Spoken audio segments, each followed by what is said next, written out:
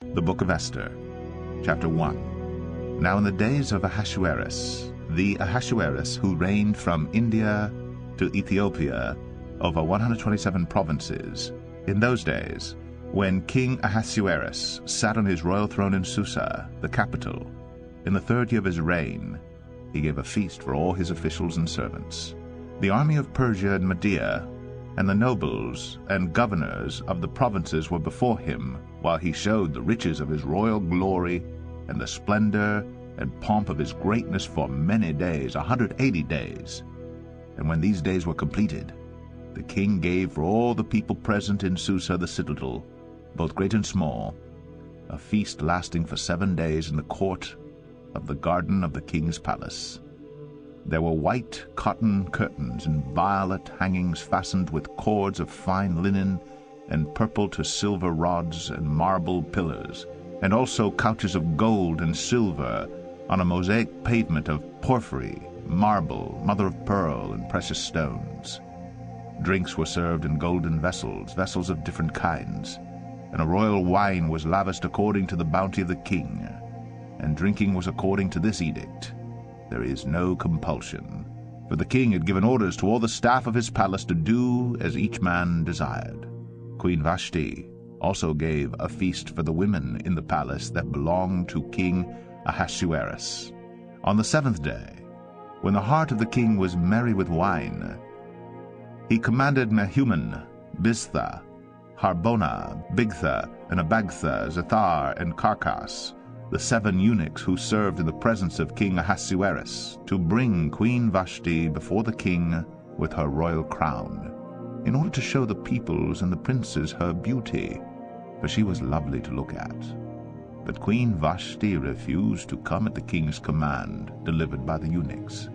At this the king became enraged, and his anger burned within him.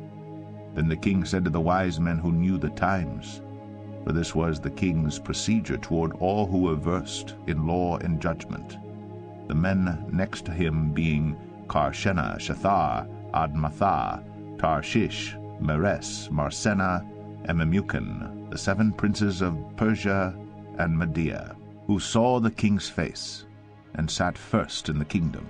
According to the law, what is to be done to Queen Vashti, because she has not performed the command of King Ahasuerus, delivered by the eunuchs? Then Memucan said in the presence of the king and the officials, not only against the king has Queen Vashti done wrong, but also against all the officials and all the peoples who are in all the provinces of King Ahasuerus. For the queen's behavior will be made known to all women, causing them to look at their husbands with contempt, since they will say, King Ahasuerus commanded Queen Vashti to be brought before him, and she did not come. This very day the noble women of Persia and Media, who have heard of the queen's behavior, will say the same to all the king's officials, and there will be contempt and wrath in plenty. If it please the king, let a royal order go out from him, and let it be written among the laws of the Persians and the Medes, that it may not be repealed, that Vashti is never again to come before King Ahasuerus. And let the king give her royal position to another who is better than she. So when the decree made by the king is proclaimed throughout all his kingdom, for it is vast, all women will give honor to their husbands, high and low alike. This advice pleased the king and the princes, and the king did as Memucan proposed. He sent letters to all the royal provinces, to every province in its script, and to every people in its own language, that every man be master in his own household, and speak according to the language of his people. Esther 2. After these things, when the anger of King Ahasuerus had abated, he remembered Vashti, and what she had done, and what had been decreed against her. Then the king's young men who attended him said, Let beautiful young virgins be sought out for the king, and let the king appoint officers in all the provinces of his kingdom to gather all the beautiful young virgins to the harem in Susa, the capital, under custody of Hegai, the king's eunuch, who is in charge of the women. Let their cosmetics be given them, and let the young woman who pleases the king be queen instead of Vashti. This pleased the king, and he did so. Now there was a Jew in Susa, the citadel, whose name was Mordecai, the son of Jair, son of Shimei, son of Kish, a Benjaminite, who had been carried away from Jerusalem among the captives carried away with Jeconiah king of Judah, whom Nebuchadnezzar king of Babylon had carried away. He was bringing up Hadassah, that is Esther, the daughter of his uncle, for she had neither father nor mother. The young woman had a beautiful figure, and was lovely to look at. And when her father and her mother died, Mordecai took her as his own daughter. So when the king's order and his edict were proclaimed, and when many young women were gathered in Susa, the citadel, in custody of Hegai, Esther also was taken into the king's palace, and put in custody of Hegai, who had charge of the women. And the young woman pleased him, and won his favor. And he quickly provided her with her cosmetics and her portion of food, and with 7 chosen young women from the king's palace, and advanced her and her young women to the best place in the harem. Esther had not made known her people or kindred, for Mordecai had commanded her not to make it known. And every day Mordecai walked in front of the court of the harem to learn how Esther was and what was happening to her. Now when the turn came for each young woman to go into King Ahasuerus, after being 12 months under the regulations for the women, since this was the regular period of their beautifying, 6 months with oil of myrrh, and 6 months with spices and ointments for women, when the young woman went into the king in this way, she was given whatever she desired to take with her from the harem to the king's palace. In the evening she would go in, and in the morning she would return to the second harem in custody of Shaashgaz, the king's eunuch, who was in charge of the concubines. She would not go into the king again unless the king delighted in her, and she was summoned by name. When the turn came for Esther, the daughter of Abihail, the uncle of Mordecai, who had taken her as his own daughter to go into the king, she asked for nothing except what Hegai the king's eunuch, who had charge of the women, advised. Now Esther was winning favor in the eyes of all who saw her. And when Esther was taken to King Ahasuerus into his royal palace in the 10th month, which is the month of Tebeth, in the 7th year of his reign, the king loved Esther more than all the women, and she won grace and favor in his sight more than all the virgins, so that he set the royal crown on her head, and made her queen instead of Vashti. Then the king gave a great feast for all his officials and servants. It was Esther's feast. He also granted a remission of taxes to the provinces, and gave gifts with royal generosity. Now when the virgins were gathered together the second time, Mordecai was sitting at the king's gate. Esther had not made known her kindred or her people, as Mordecai had commanded her. For Esther obeyed Mordecai just as when she was brought up by him. In those days, as Mordecai was sitting at the king's gate, Bigthan and Teresh, 2 of the king's eunuchs, who guarded the threshold, became angry, and sought to lay hands on King Ahasuerus.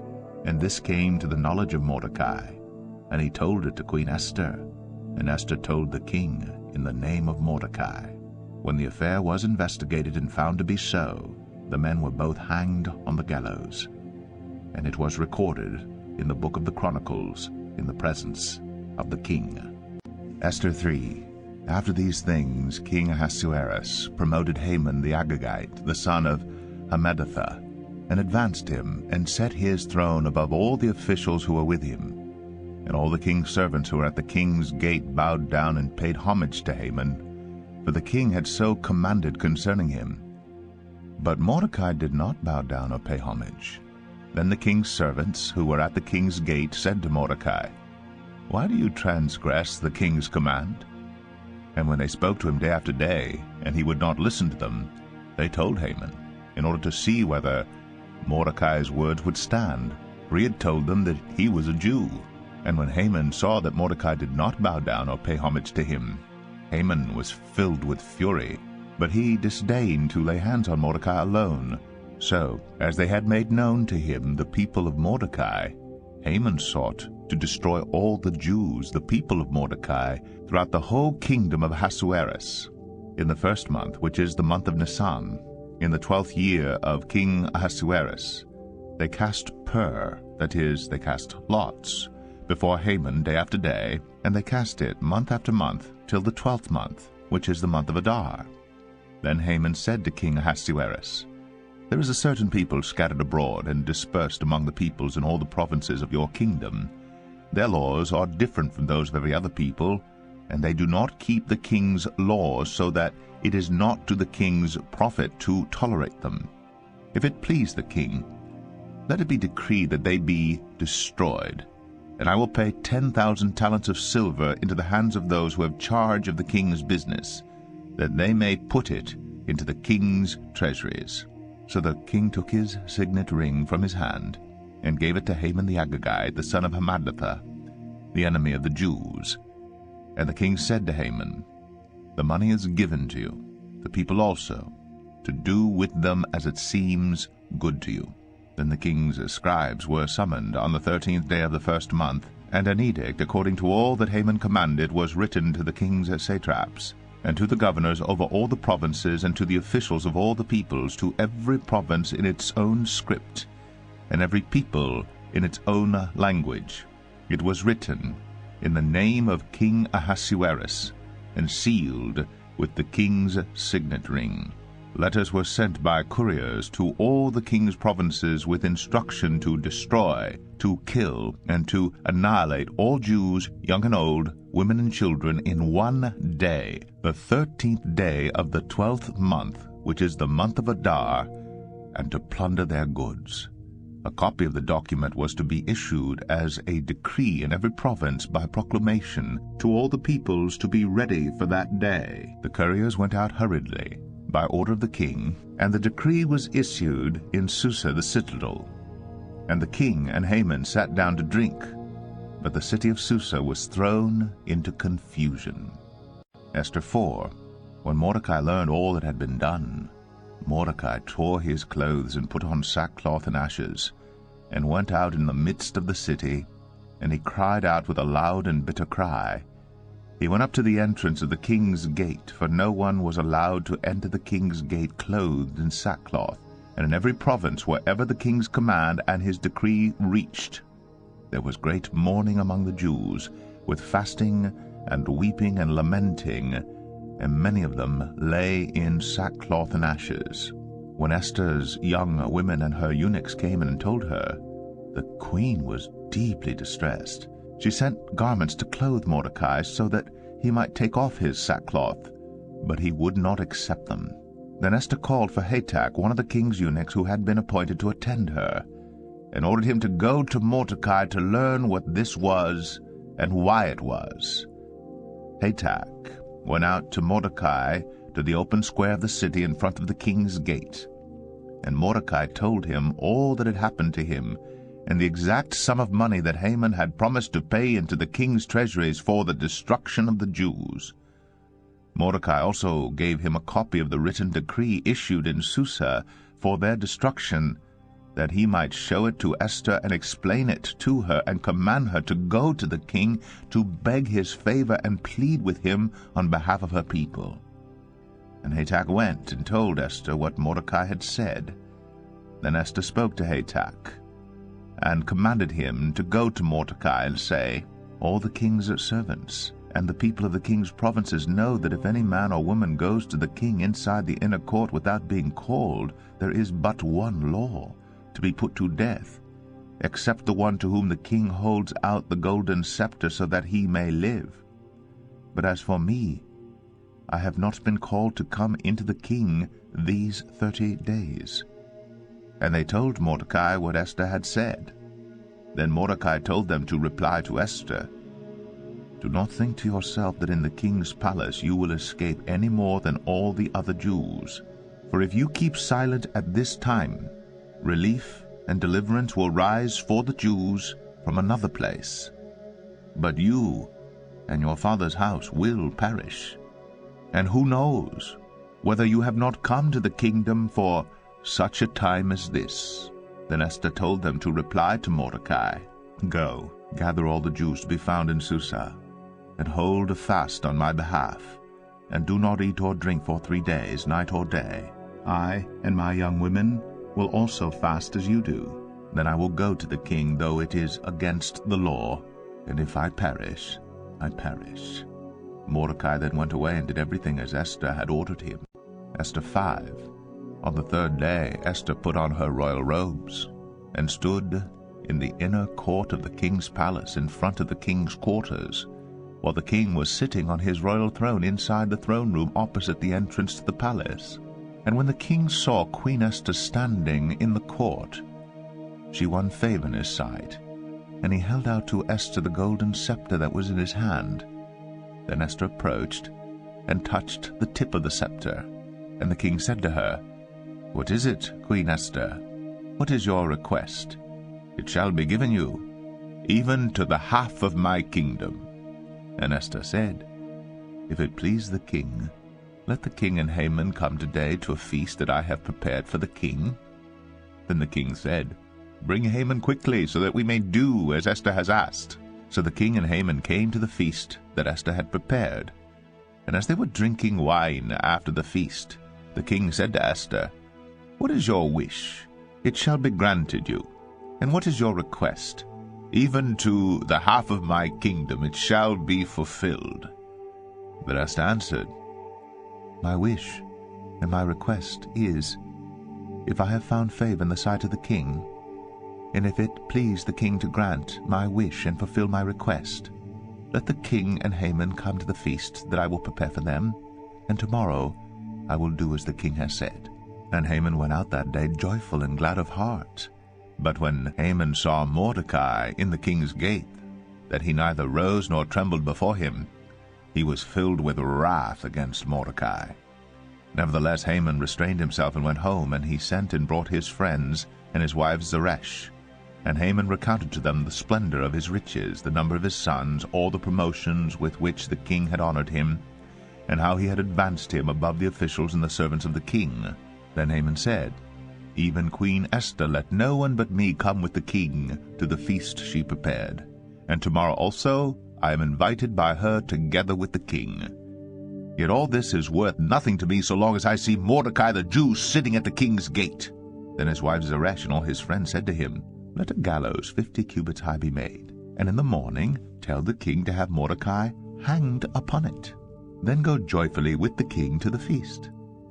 This idea pleased Haman, and he had the gallows made. Esther 6. On that night the king could not sleep, and he gave orders to bring the book of memorable deeds, the Chronicles, and they were read before the king. And it was found written how Mordecai had told about Bigthana and Teresh, 2 of the king's eunuchs who guarded the threshold, and who had sought to lay hands on King Ahasuerus. And the king said, "What honor or distinction has been bestowed on Mordecai for this?" The king's young men who attended him said, "Nothing has been done for him." And the king said, "Who is in the court?" Now Haman had just entered the outer court of the king's palace to speak to the king about having Mordecai hanged on the gallows that he had prepared for him. And the king's young men told him, "Haman is there, standing in the court." And the king said, "Let him come in." So Haman came in, and the king said to him, "What should be done to the man whom the king delights to honor?" And Haman said to himself, "Whom would the king delight to honor more than me?" And Haman said to the king, "For the man whom the king delights to honor, let royal robes be brought, which the king has worn, and the horse that the king has ridden, and on whose head a royal crown is set. And let the robes and the horse be handed over to one of the king's most noble officials. Let them dress the man whom the king delights to honor, and let them lead him on the horse through the square of the city, proclaiming before him, 'Thus shall it be done to the man whom the king delights to honor.'" Then the king said to Haman, "Hurry, take the robes and the horse, as you have said, and do so to Mordecai the Jew, who sits at the king's gate. Leave out nothing that you have mentioned." So Haman took the robes and the horse, and he dressed Mordecai, and led him through the square of the city proclaiming before him, "Thus shall it be done to the man whom the king delights to honor." Then Mordecai returned to the king's gate. But Haman hurried to his house, mourning and with his head covered. And Haman told his wife Zeresh and all his friends everything that had happened to him. Then his wise men and his wife Zeresh said to him, "If Mordecai, before whom you have begun to fall, is of the Jewish people, you will not overcome him, but will surely fall before him."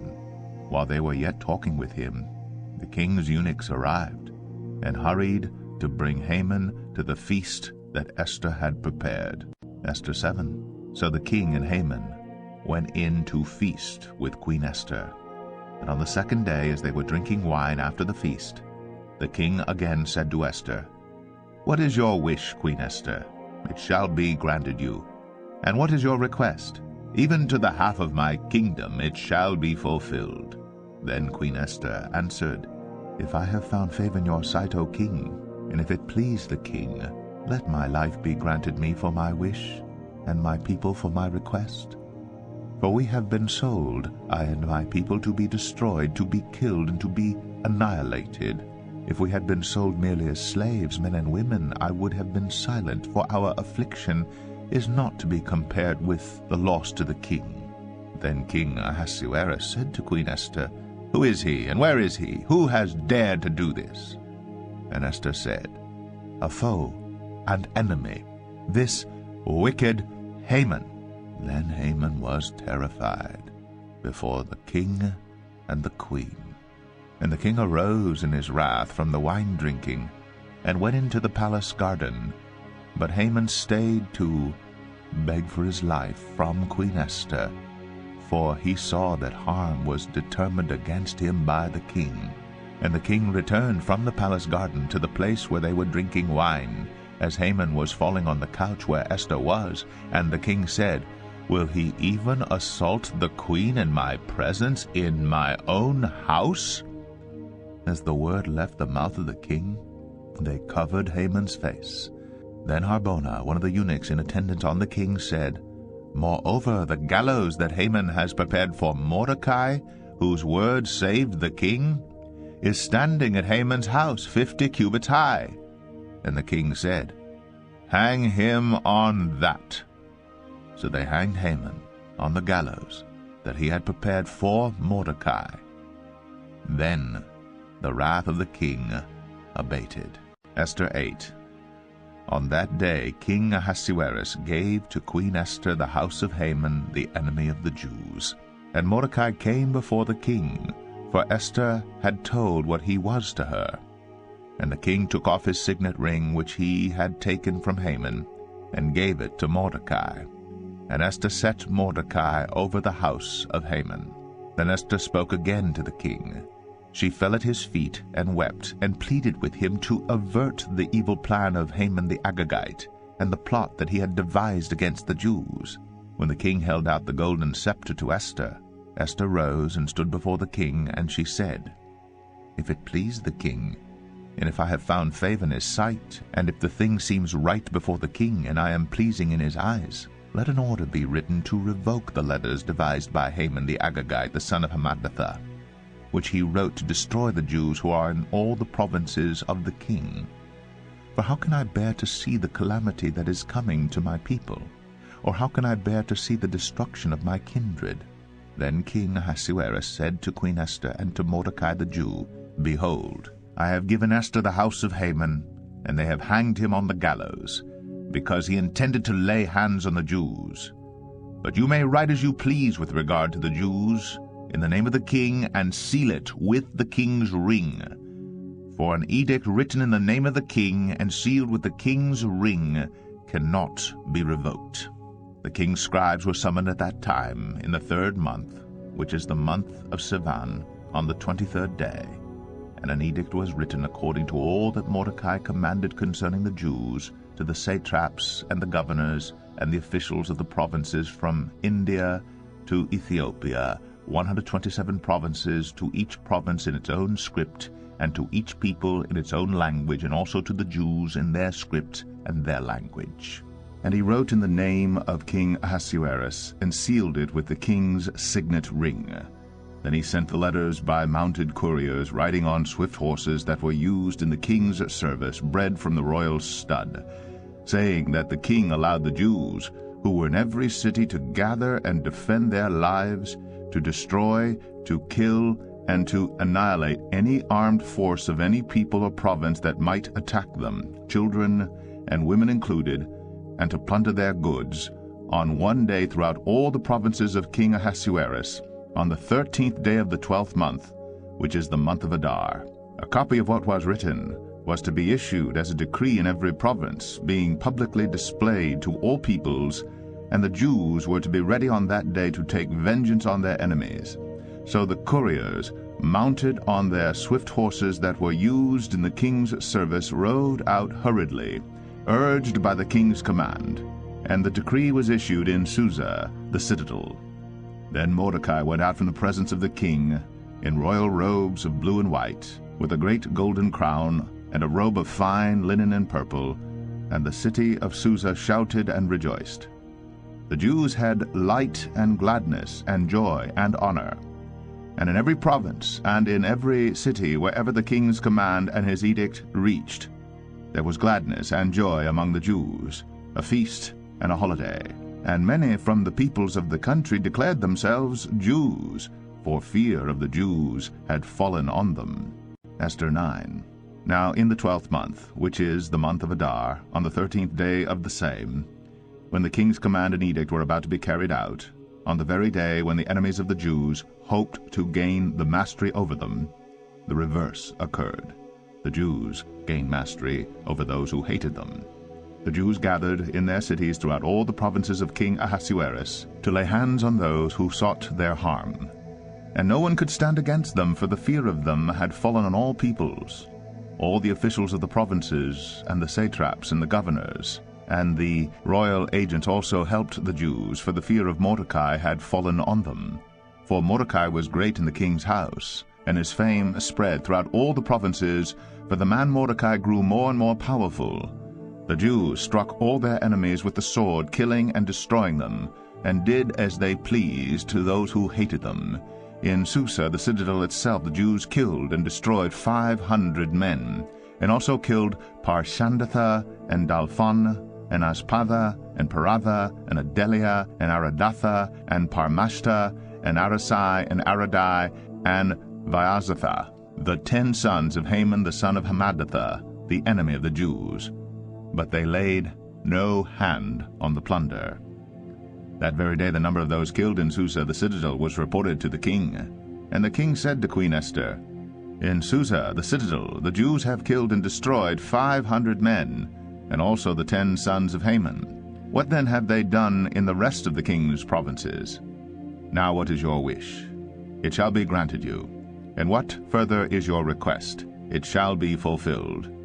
And Esther said, "If it please the king, let the Jews who are in Susa be allowed tomorrow also to do according to this day's edict, and let the 10 sons of Haman be hanged on the gallows."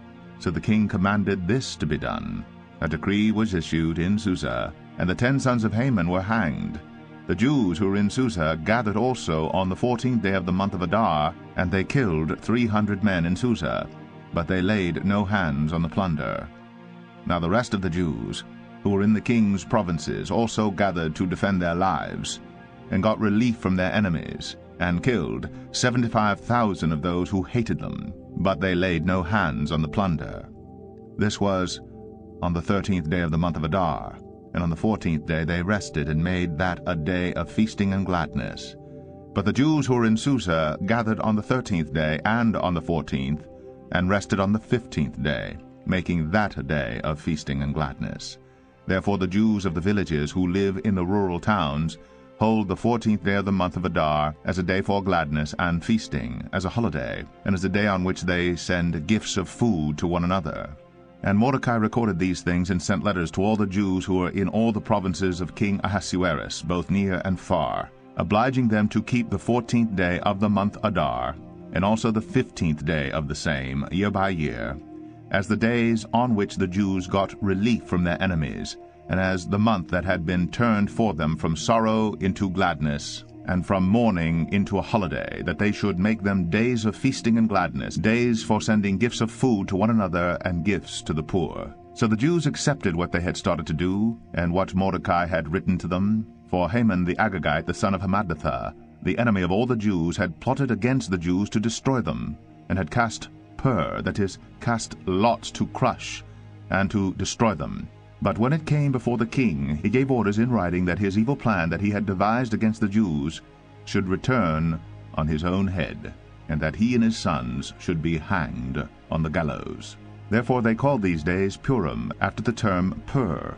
Therefore, because of all that was written in this letter, and of what they had faced in this matter, and of what had happened to them, the Jews firmly obligated themselves and their offspring, and all who joined them, that without fail they would keep these 2 days according to what was written, and at the time appointed every year, that these days should be remembered and kept throughout every generation in every clan, province, and city, and that these days of Purim should never fall into disuse among the Jews, nor should the commemoration of these days cease among their descendants. Then Queen Esther, the daughter of Abihail, and Mordecai the Jew gave full written authority confirming this second letter about Purim. Letters were sent to all the Jews, to the 127 provinces of the kingdom of Ahasuerus, in words of peace and truth, that these days of Purim should be observed at their appointed seasons, as Mordecai the Jew